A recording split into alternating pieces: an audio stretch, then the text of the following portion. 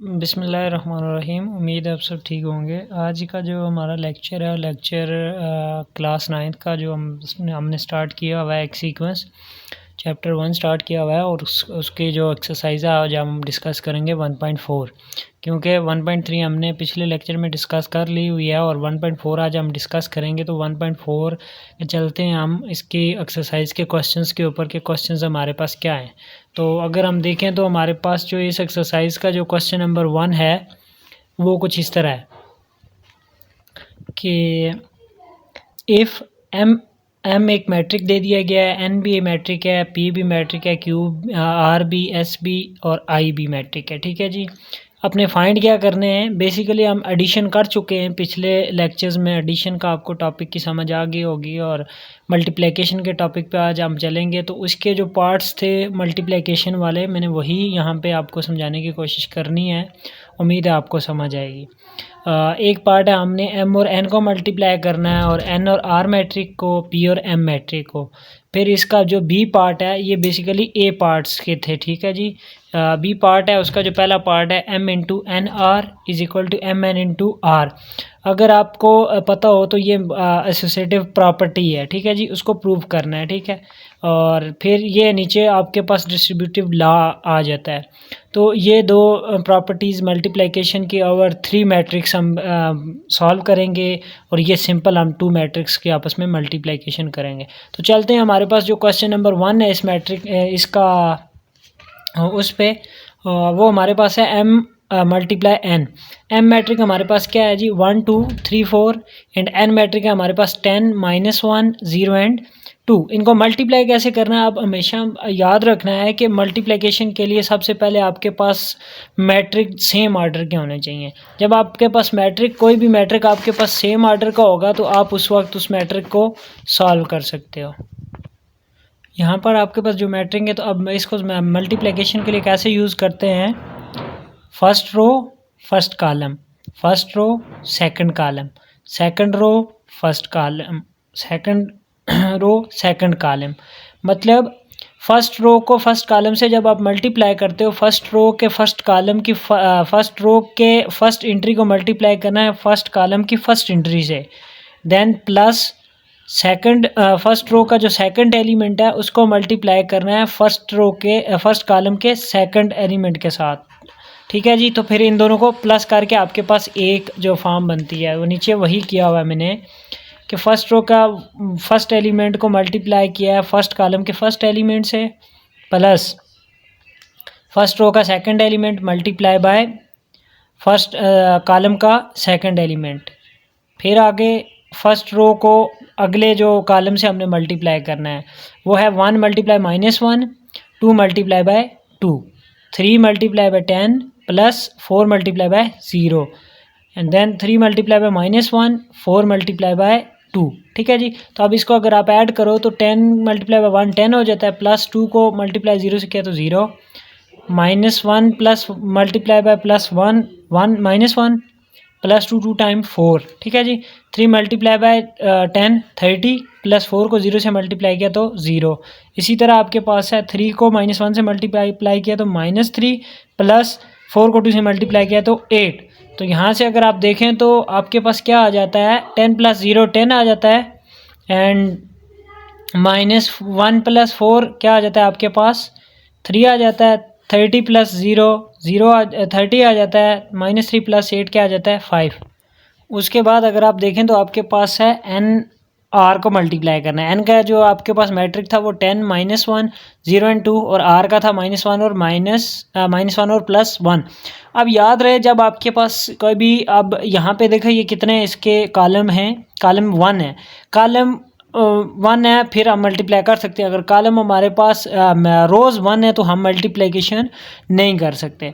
रो 1 है कॉलम 2 हैं तो मल्टीप्लाई नहीं कर सकते। अगर हमारे पास रोज़ 2 हैं कॉलम 1 है तो मल्टीप्लिकेशन हो सकती है। और इस बेस पे हो सकती है, आप देखो जो सेकंड मैट्रिक होगा उसके आपके पास जितनी, अगर यहाँ पे एक ही कॉलम बना हुआ है तो आपके पास जो आंसर आएगा ना, आंसर भी एक ही कॉलम वाला आएगा। ठीक है जी, तो अब यहाँ पे आप मल्टीप्लाई करें, 10 को -1 से मल्टीप्लाई किया प्लस -1 को 1 से, फिर 0 को हमने -1 से मल्टीप्लाई किया, 2 को 1 से मल्टीप्लाई किया, ठीक है जी। तो आपके पास क्या आ जाता है, 10 को -1 से मल्टीप्लाई किया तो -10 -1, -1 को 1 से किया तो -1, -10 -1 एंड 0 को 1 से मल्टीप्लाई करो तो 0 आ जाता है, 2 को 1 से किया तो 2, 0 + 2, -10 -1 -11 और 2 आ जाता है, 2 + 0 2 आ जाता है। तो आपके पास ये एक मैट्रिक आ जाता है, ठीक है जी। फिर इसी के साथ आप देखें आपके पास तीसरा मैट्रिक जो मैंने कहा था कि दो मैट्रिक को आपस में मल्टीप्लाई करना है, तो आपके पास देखें यहाँ पे क्या आ रहा है, P और M आ रहा है। अब इसको मल्टीप्लाई कैसे करोगे, 5 को 1 से मल्टीप्लाई करना है, 5 को 1 से मल्टीप्लाई किया, 5, 6 को 3 से मल्टीप्लाई किया। इसी तरह ये एक रो आ जाएगी, जिस तरह ऊपर मैंने कहा कि कॉलम आ जाएगा और इस तरह ये रो में आंसर आ जाएगा। फिर 5 को 2 से मल्टीप्लाई करना है और 6 को 4 से मल्टीप्लाई करना है, ठीक है जी। तो ये आपके पास क्या आ जाता है, 5 को 1 से किया 5 + 6 को 3 से किया 18 और इसी तरह 5 को 2 से किया 10 + 6 को 4 से किया 24। तो ये क्या आ जाता है, 18 + 5 23 एंड 10 + 24 क्या आ जाता है आपके पास 34। तो ये आपके पास ये मैट्रिक आ जाता है। तो इसी तरह आपके पास अब इसी तरह के आपके पास जो मैंने कहा था इसका बी मैट्रिक आ जाता है, तो बी आ जाता है जो एसोसिएटिव प्रॉपर्टी आप उसको कह सकते हैं। तो वो आपके पास है, वो बी पार्ट का ये है कि m × n + s = mn + ms, ये आपके पास है डिस्ट्रीब्यूटिव लॉ है, ठीक है जी। तो इसमें आप क्या करोगे, हमेशा आपके पास इक्वल वाली जो टर्म्स होती है ना उसमें आपने लेट करना होता है, लेफ्ट हैंड साइड और राइट हैंड साइड। तो मैंने लेफ्ट हैंड साइड लेट की पहले m × n + s। अब आपको पता होगा कि एक रूल है, रूल के थ्रू क्या होता है, पहले ब्रैकेट्स के अंदर वाली टर्म सॉल्व करते हैं। तो हमने पहले किया n और s को ऐड किया, वो कैसे किया, फर्स्ट एंट्री फर्स्ट के साथ, सेकंड एंट्री सेकंड के साथ, ठीक है जी। 10 + 3 हो गया, -1 + 2 हो गया, 0 + 1 2 + 1। तो ये आपके पास आ जाता है 10 + 3 13, -1 + 2 2 1 और 0 + 1 1 2 + 1 3, ठीक है जी। तो इसी तरह आपके पास अगर यहाँ पे देखें तो आपके पास क्या आ रहा है, इसको फिर हमने मल्टीप्लाई करना है किसके साथ, m के साथ। ये जो आंसर हमारे पास आया है, तो आंसर हमारे पास आया तो m के साथ इसको मल्टीप्लाई करेंगे। m क्या है हमारे पास 1 2 3 4 और n + s क्या आया 13 1 1 एंड 3। यहाँ पे अगर देखें तो आपके पास ये आ रहा है 1 को 13 से मल्टीप्लाई किया प्लस 2 को 1 से, इस तरह 1 को 1 से प्लस 2 को 3 से, ठीक है जी।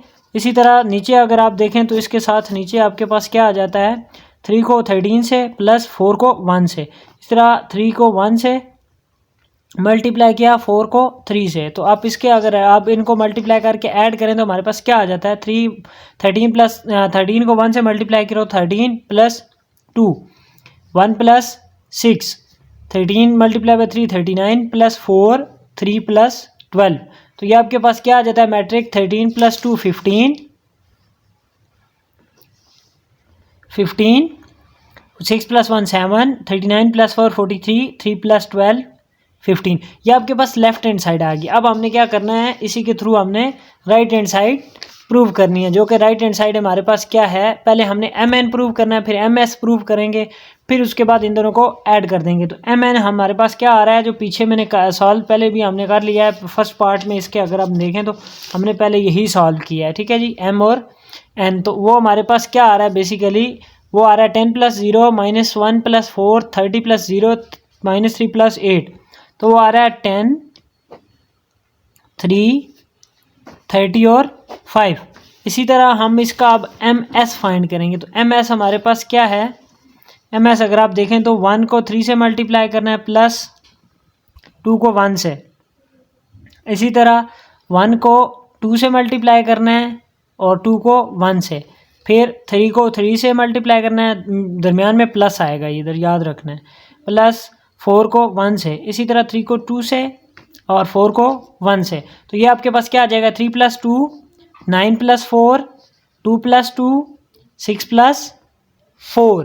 तो ये आपके पास क्या आ जाएगा, यहाँ पे अगर आप देखें तो आपके पास ये आ जाता है, ये आपके पास क्या आता है, यहाँ पे अगर आप देखें तो आपके पास ये आ रहा है 5 4 13 और 10 आ रहा है, ठीक है जी। तो इसको देखते हुए हम अगर आगे चलें तो यहाँ से अगर हमारे पास आगे अगर हम इसको देखें तो हमारे पास अब इन दोनों को ऐड करना है सिंपली।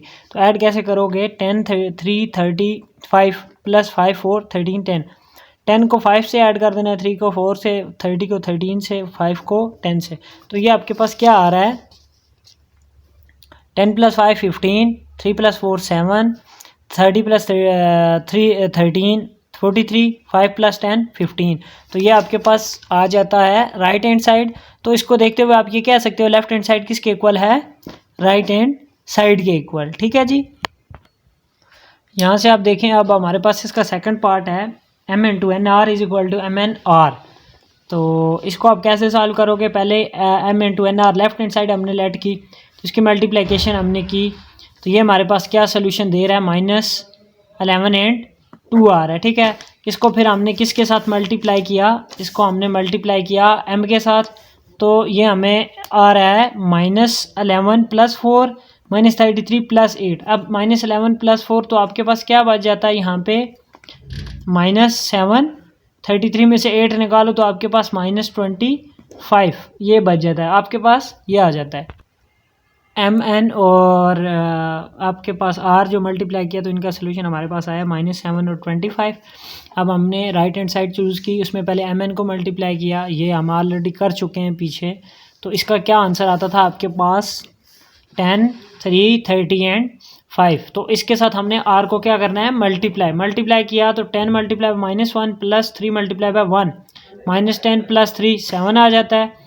इसी तरह 30 मल्टीप्लाई बाय -1 करो तो -30 प्लस आपके पास 5 मल्टीप्लाई बाय 1 करो तो +5, तो -7, 30 में से 5 निकालो तो -25 आ जाता है। तो इसके इस -25 आता है, तो -25 या 5 आता है, तो आप कह सकते हो left hand side right hand side के इक्वल है। तो ये आपके पास प्रूव हो गया। अच्छा जी, इससे आगे जितने भी एक्सरसाइज के क्वेश्चन आ रहे हैं वो मोस्ट इंपॉर्टेंट है। क्वेश्चन नंबर 3 आप देख लें कि if two matrices A and B are square matrix of a same order then explain why is general। तो जनरली हमने एक्सप्लेन करना है कि a plus B whole square not is equal to A square plus B square plus 2ab क्यों नहीं है इन matrix में।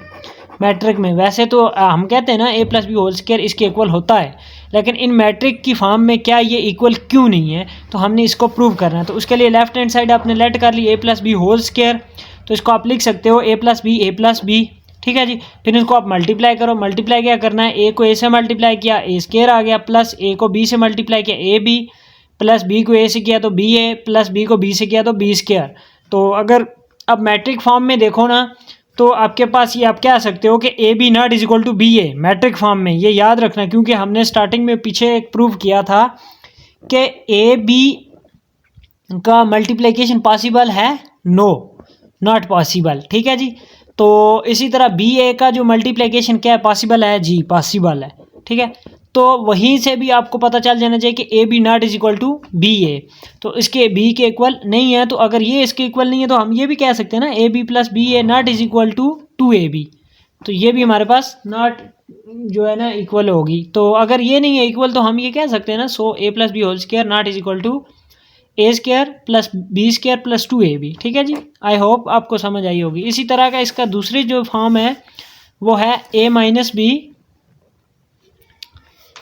वो आपके पास क्या है, a माइनस बी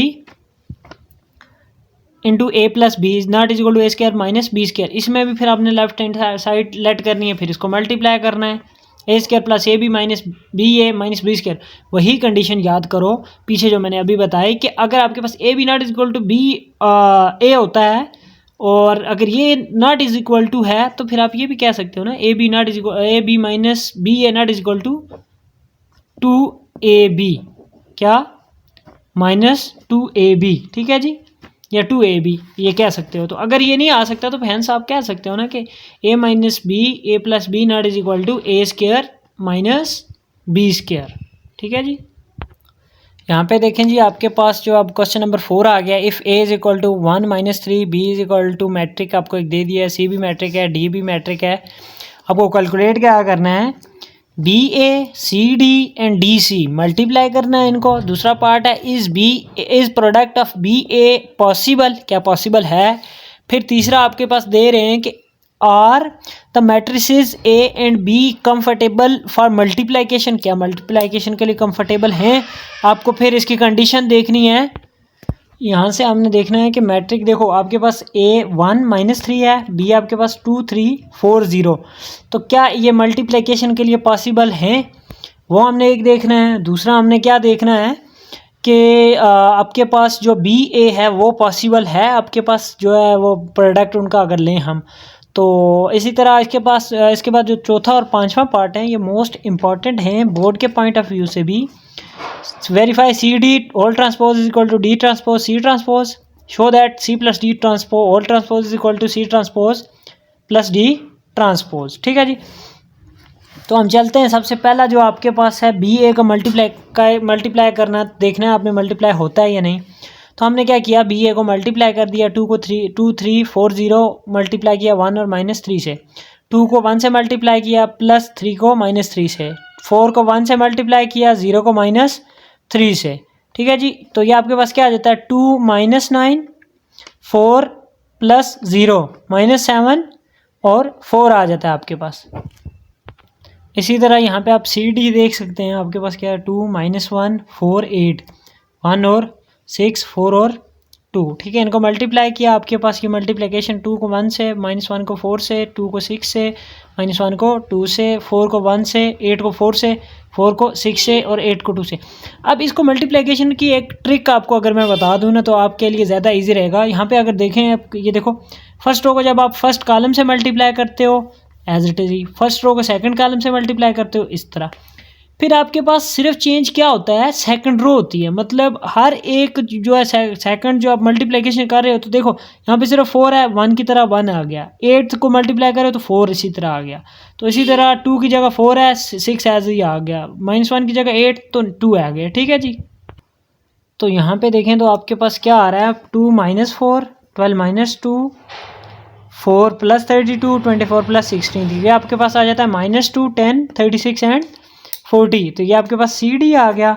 ठीक है जी, अब डी सी हमने मल्टीप्लाई करना, डी सी को मल्टीप्लाई किया तो आपके पास क्या सोल्यूशन आया इसका, वो आ गया आपके पास 26 47 16 एंड 12। ठीक है जी, अब आपके पास आ जाता है उसके बाद एक कंसेप्चुअल क्वेश्चंस ये दो आते हैं कि is product of B A possible. Yes possible है। क्यों पॉसिबल है, क्योंकि हम ऑलरेडी पीछे देख चुके हैं कि आपके पास क्या वो पॉसिबल हो सकता है या नहीं, उसका हमने सोल्यूशन भी निकाला है। वो ये देख सकते हैं आप, यहाँ पे हमने सोल्यूशन निकाला था कि बी को ए से मल्टीप्लाई किया था, आपके पास सोल्यूशन आया था। ठीक है, -7 और 4, तो इसके थ्रू आप ये कह सकते हो कि आपके पास ये पॉसिबल है सोल्यूशन। ठीक है जी, और फिर इसके बाद आप क्या क्या क्या क्वेश्चन है कि ए और बी मैट्रिक्स कंफर्टेबल है मल्टीप्लिकेशन के लिए। नो, क्यों नहीं है, because matrix A have 2x1 order and matrix B have 2x2 matrix. ठीक है जी, उसका 2x2 का मैट्रिक है और जो ए है वो 2x1 का है, तो इस वजह से हम दैट्स वाई हम मैट्रिक्स वो ये क्या है कंफर्टेबल नहीं है मल्टीप्लिकेशन के लिए। आई होप आपको समझ आ रही होगी, अगर समझ आ रही है तो वीडियो को लाइक कमेंट शेयर ज़रूर कीजिएगा और ज़्यादा से ज़्यादा कोशिश कीजिएगा ये स्टडी मटेरियल जिनके रिलेटेड है उन तक पहुंचाया जाए, और इंशाल्लाह कोशिश करूंगा इससे भी बेहतर आपको समझाने की। उम्मीद है आपको समझ आएगी।